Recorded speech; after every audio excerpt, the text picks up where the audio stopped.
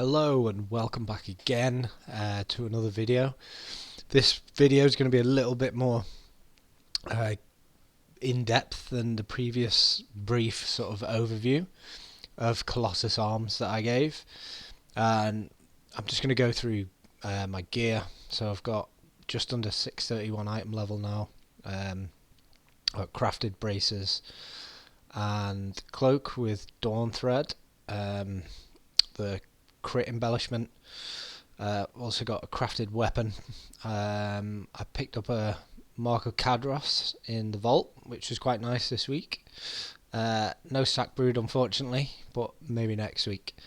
So yeah, very crit heavy, crit and haste heavy. A little bit of mastery, which is pretty good for Colossus, but crit haste is a good bet for you to go for if you're gearing for Colossus Arms. So I was trying to finish off all the 10s last time. I managed to get the 10s all finished off, and now I've got 4 timed 11s as well, so I'm just trying to get these up, and then we'll be into the dreaded 12s where we get the extra 10% health and damage modifier in the dungeons, which is going to be awesome because it sounds like that's a pretty rough jump. Anyway, first things first, we'll have a little look through the talent build that I'm running. When I am pugging, I try and go for as much CC as I possibly can.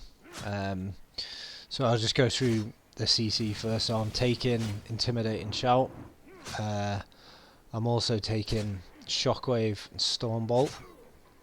Now Shockwave, a lot of people are using the talent which slows mobs and increases the stun duration, but I like to go for the knock up because of the potential diminishing returns on the Shockwave stun. So it's quite useful to take this here. You can take a number of other talents here. There's lots of talent builds going around. There's quite a few flexible points in here. Crackling Thunder's quite nice to give you more of a range on your thunderclap to spread rend. It's not essential. Like I say, I think CC is better when you're in uncoordinated groups. Other talents on this side, Armour to the Teeth, super strong talent. You always want 2 points in there. And we've gone Thunderous Roar, Thunderous Words being quite a powerful element to Thunderous Roar when you talent into this, with it increasing the damage of your other bleed effects on the target. So this is quite standard, obviously, apart from a few flexi points. People usually put points in here, but quite like to go for utility instead of the extra rage. You just need to be on top of your rage, spending a little bit more when you don't have the extra 15 or 30 points of rage available in the bar. So the Colossus tree itself, obviously the iconic ability Demolish, which some people love, some people hate. It's very similar to Freyalath, the legendary in Dragonflight, and if you use it at the wrong time, which I've done many times, it can lead to unwanted deaths, shall we say. So it's very important that you use it at the right time, and it's also quite important to use it at a point where the mob you're targeting isn't going to move away, or the tank isn't going to drag them away, because if the mobs are moved away, you'll miss part of the cast and you'll lose a lot of damage. So lining up Demolish is quite important alongside mob control, which is a lot easier if you're on comms, but if you pug in, this is quite difficult. Sometimes it can be quite handy to throw in your Shockwave first and then use it, because at least that gives you a little bit of time to get the cast off while the mobs are stunned. So just standard crit damage here. Colossal Might. This is the stacks that you gain in order to increase the damage of Demolish, which you get through using Mortal Strike and Cleave. Yeah, we've gone into this already. This talent here, Ignore Pain's not the best at the moment. I don't actually take it. I'm taking Fueled by Violence, so with Veteran Vitality it's actually quite strong and it will save you. So when we're looking at AoE, just solid AoE, this is a really strong talent, one against many. So Shockwave, Cleave and Whirlwind deal 5% more damage per target affected up to 5 targets. So essentially you get a 25% buff on Cleave when you've got 5 or more targets, which is really, really strong. And when that is applied to, if you time it right, collateral damage, the buff you get at the end of Sweeping Strikes, alongside Merciless Bone Grinder, which gives Cleave a 50% damage increase during Ravager, which is what we take. You can get some really, really big value Cleave damage off during your burst windows. It's very rare that these two will line up, but they will occasionally. So yeah, that's a very good talent. If you're looking into single target, obviously you don't gain any value because you've only got the one target, so you don't get that stacking multiplier. It's best to go for arterial bleeds, which increases the value of your deep wounds and rend by 3% per stack of Colossal Might. Obviously that'll go up and down as you're building stacks of Colossal Might and then using them on a 10 stack Demolish. But that is also quite a strong talent, which can be useful in AoE too, but I just prefer the flat Cleave damage that this gives. Yeah, the rest is pretty self-explanatory, and you've no more choice nodes in there. So over to the actual arms tree itself, we are coming down this side of the tree. We'll come down here first. Occasionally I'll switch this way round. I just like having that extra Tactician reset chance.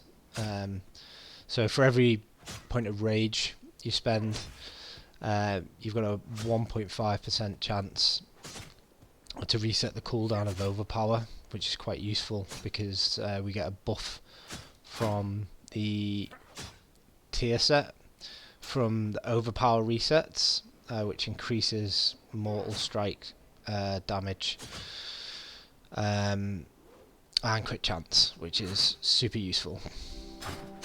So yeah, obviously we're coming down here.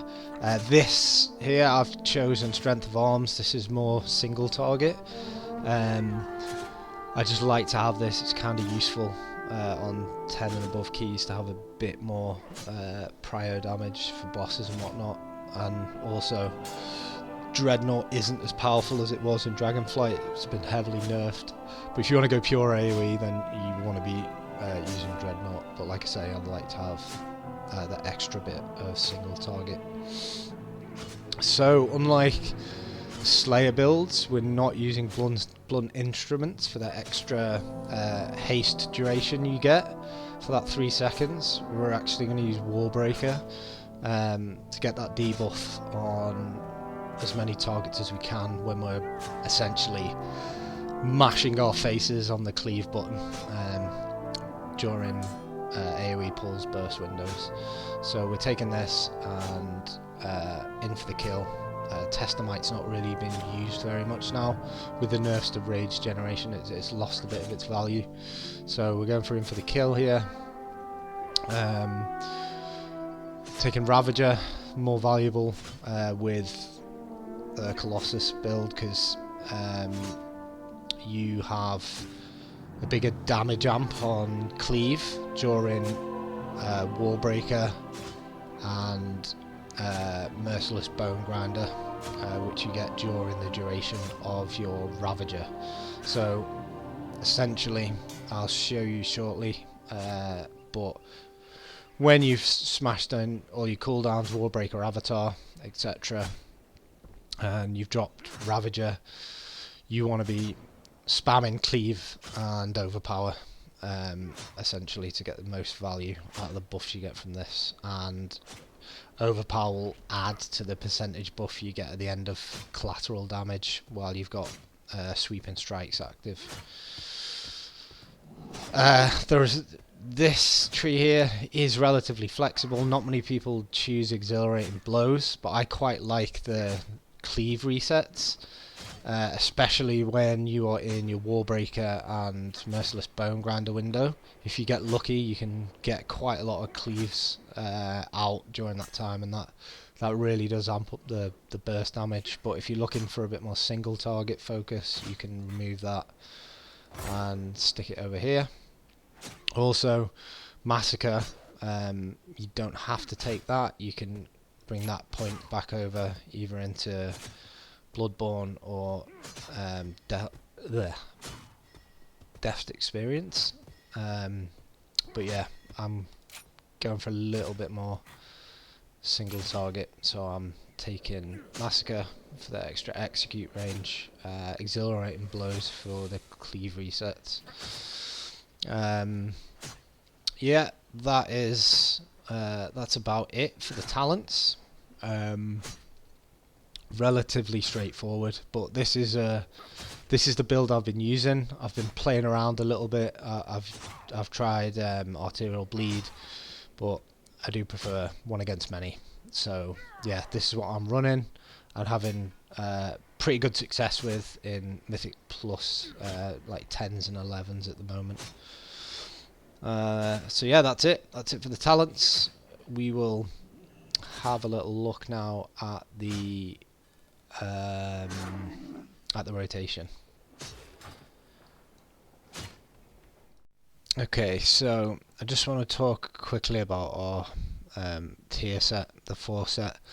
When Overpower has its cooldown reset by Tactician, your next Mortal Strike or Cleave has its damage increased by 5% and critical strike chance increased by 5%, stacking up to 2 times.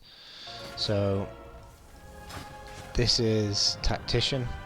So when we're spending Rage and Overpower's on cooldown, it has a chance to reset it. So it's quite important keeping Overpower on cooldown and using our Rage spending abilities to buff up the Lethal Blows buff that we get from the 4 set. And what we're going to do, that's going to change the way execute phase works. So we're going to stack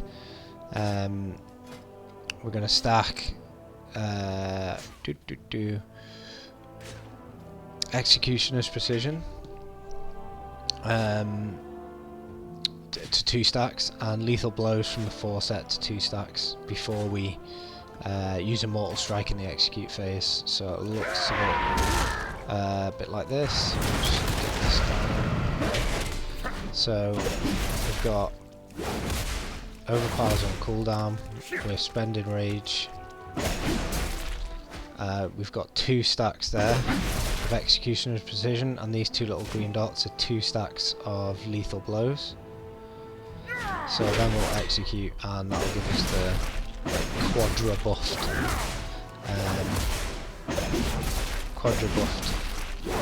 Mortal Strikes. Come on, give us a reset. There we go, 2 stacks, 2 stacks, and that's when we'll Mortal Strike. So yeah, that's just some of the one of the important things you need to know about the 4 set and how to play around that. But you can get weak auras to track these. This is Aphanor's Warrior weak aura, and then the little green dots are a separate weak aura, which basically just Lethal Blow tracker on weak auras. Okay, we're gonna have a look at the AoE rotation. We're gonna charge in. We're gonna Thunderclap for rend. We're gonna cleave to get deep wounds going. Then we're gonna raw sweeping strikes. We're gonna drop Ravager, Avatar, Warbreaker, Trinket, and then we're gonna throw in some cleaves, some overpowers, get our colossal might stacks built up, and then we're gonna throw a big demolish and rinse and repeat using lots and lots of cleaves. So it's gonna look something like this.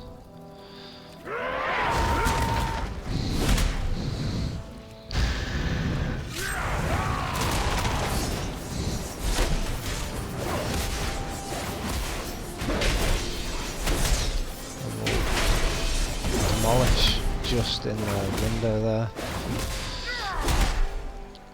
Ren's falling off, so we'll thunderclap again.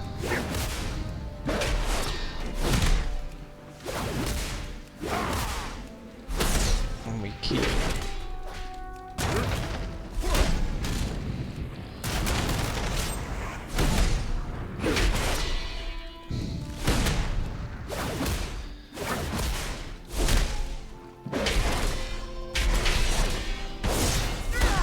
using demolish outside of Warbreaker doesn't feel fantastic, but sometimes you just gotta go for it.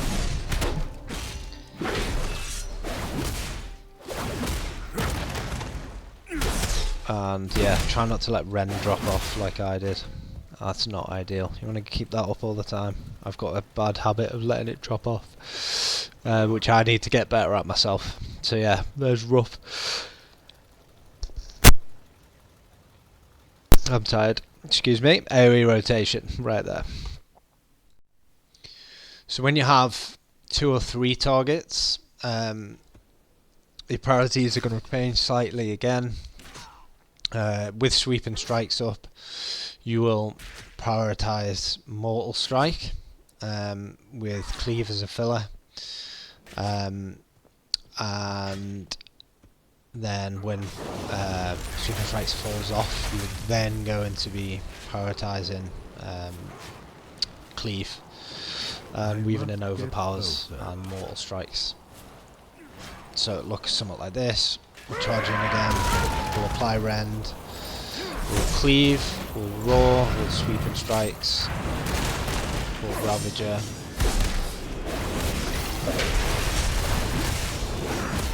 So we're just building up stacks now. I'm going to demolish, and Mortal Strike, Cleave, Mortal Strike, Overpower, Overpower, Cleave. Can execute a bit. Yeah, so it looks a little bit like that. Obviously there's little tweaks you can do, more advanced, but this is generally just for people probably running 1 to 10 and 11 Mythic Plus, I would say, because I'm not really qualified to be giving people above that advice, and I'm not a theory crafter, so this is just helpful stuff that I've come across, which is serving me quite well, so I hope it's useful.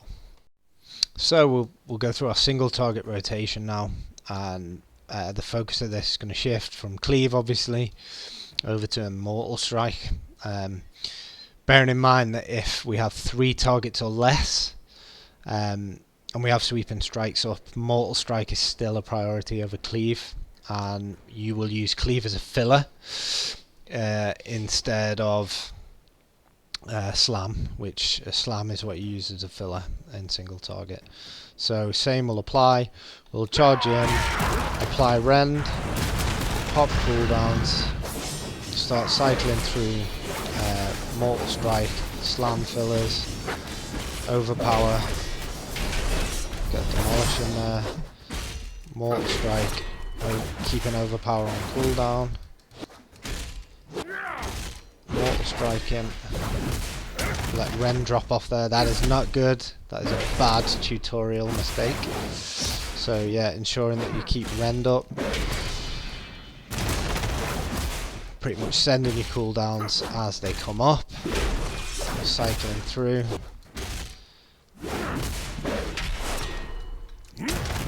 and yeah, just continue like that, using your cooldowns as and when they come back up again.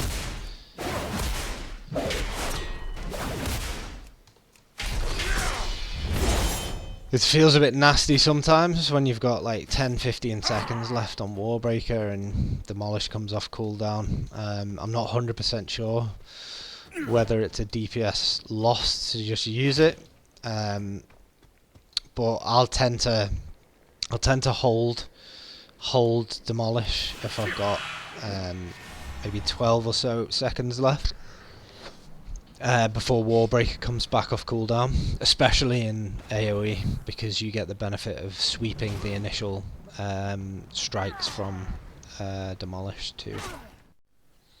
So just a quick run through our consumables and enchants on gear.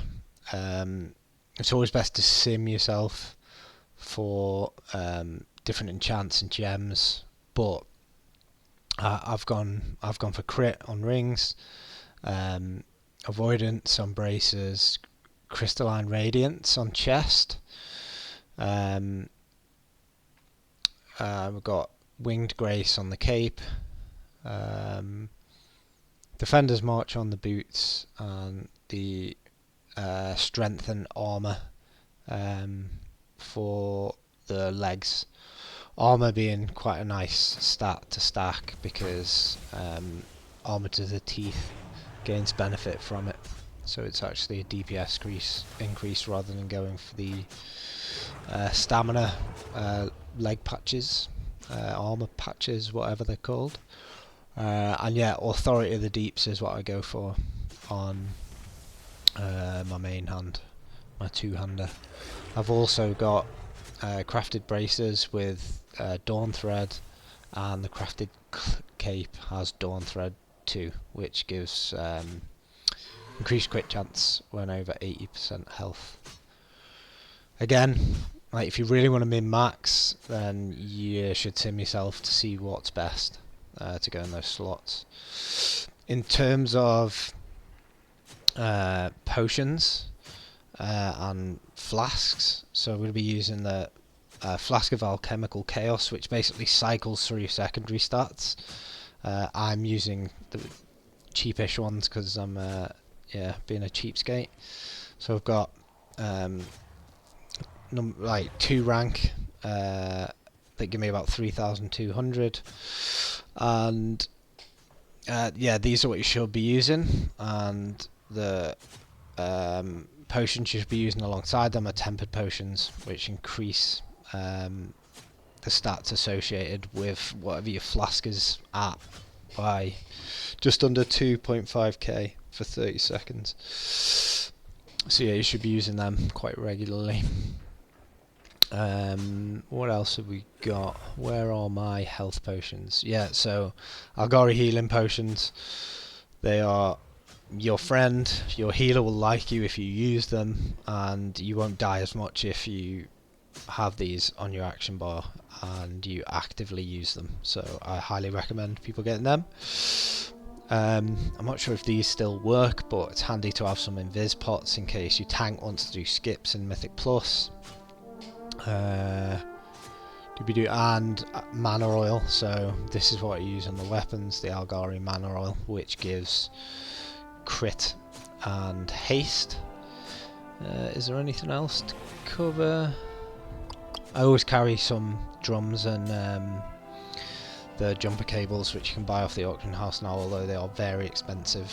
I always carry them just as a bit of extra utility. And also got the cheap augment rune. You can buy these, like better ones, but they're super expensive. So if you have this thing, just use it. It's a little bit of a boost. It's not game changing, but if you don't, I wouldn't worry about that too much. Obviously, unless you're a Mythic Raider, and if you are a Mythic Raider, I'm pretty sure you're not going to be watching me. So yeah, consumables. That's about where we're at with all that. Food. I don't need to eat food because I'm a because I'm an earthen. I just eat gems. So I've got a well-fed crit buff now, which will last until I eat a different gem, which will change that. But if you've got a higher item level, generally you want to be going for food with your best secondary stats on, and if you have a lower item level, main stat food is generally what's recommended. So yeah, that's about it for consumables.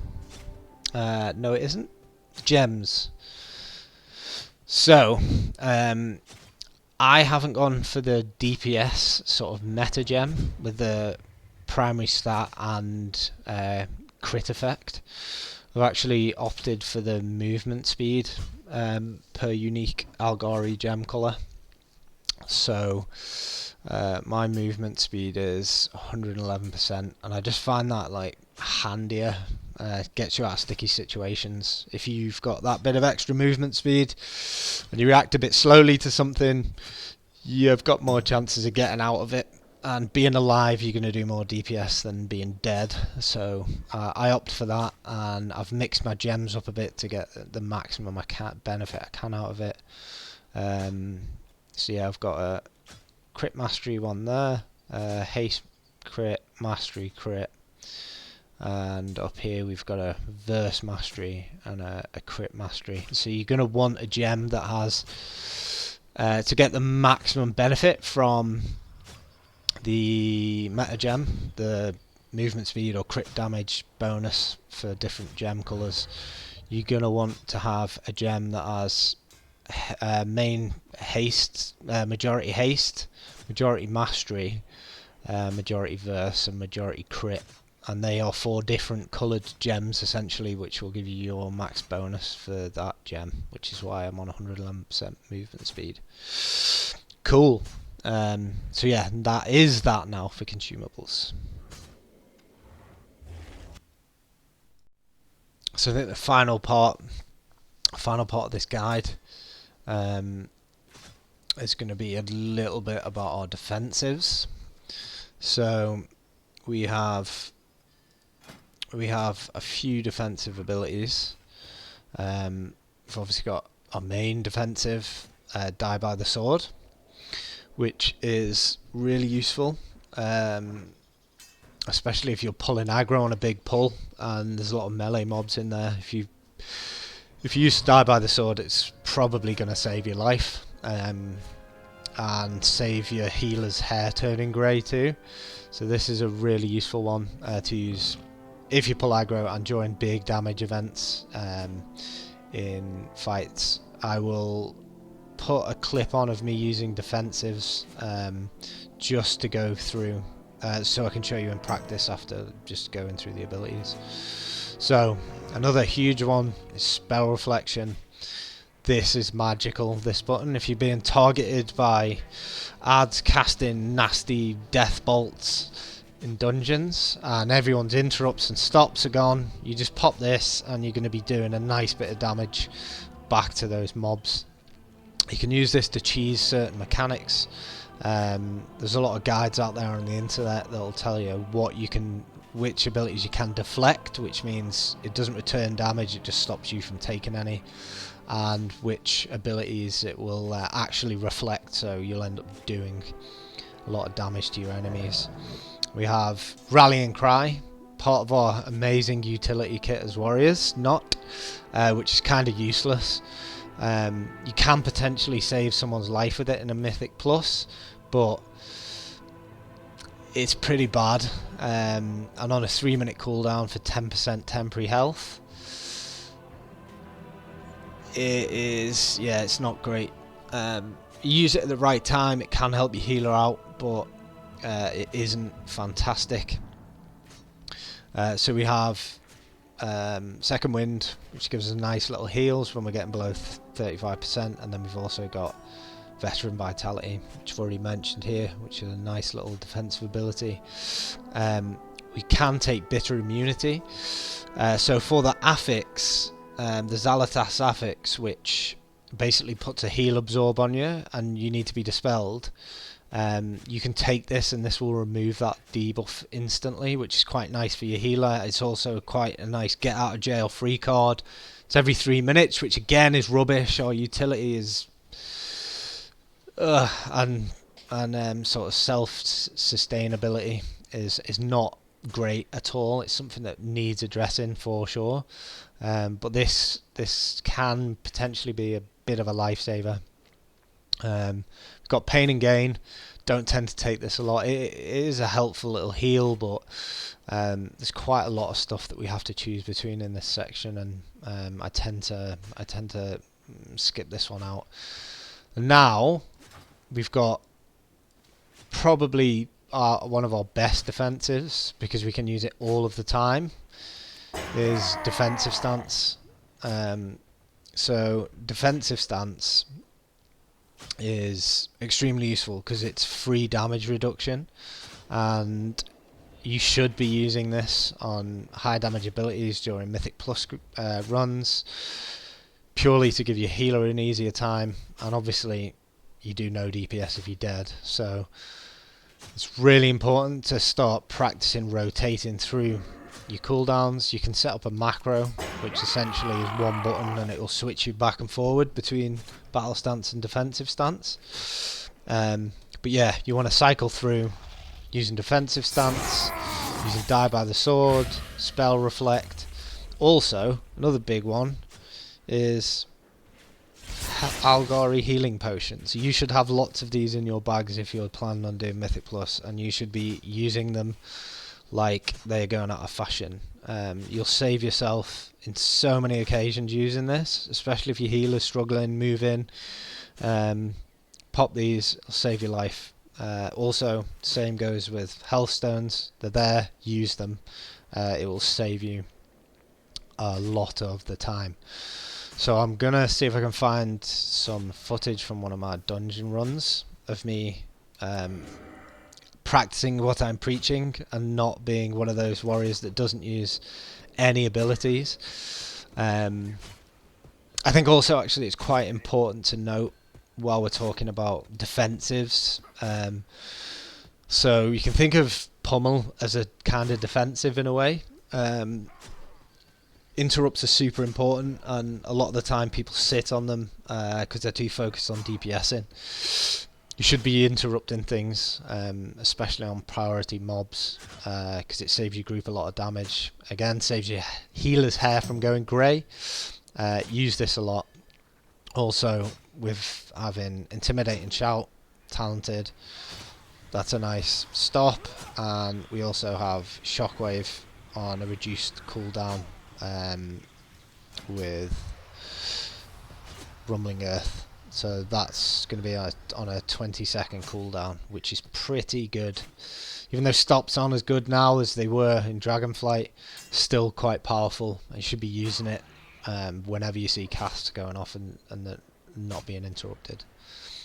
Cool. Right, I shall find some footage and show you some warrior defensives in action. Okay, so we're going to have a bit of a look now at defensives in practice and a few good bosses in City of Threads. Luckily I had some footage just to show you. So these pair do a really nasty AoE after some big purple circles appear. So look, the blue arrow on your head is danger. So I pop Die by the Sword and Spell Reflect there, which was enough to get me through that, but you definitely should be using defensives on abilities like that cause a large amount of incoming damage, or you will start dying. And now we've got this guy, Slime Boy. Slime Boy does a really, really nasty AoE that absolutely trucks on higher keys, called Dark Pulse. This one here.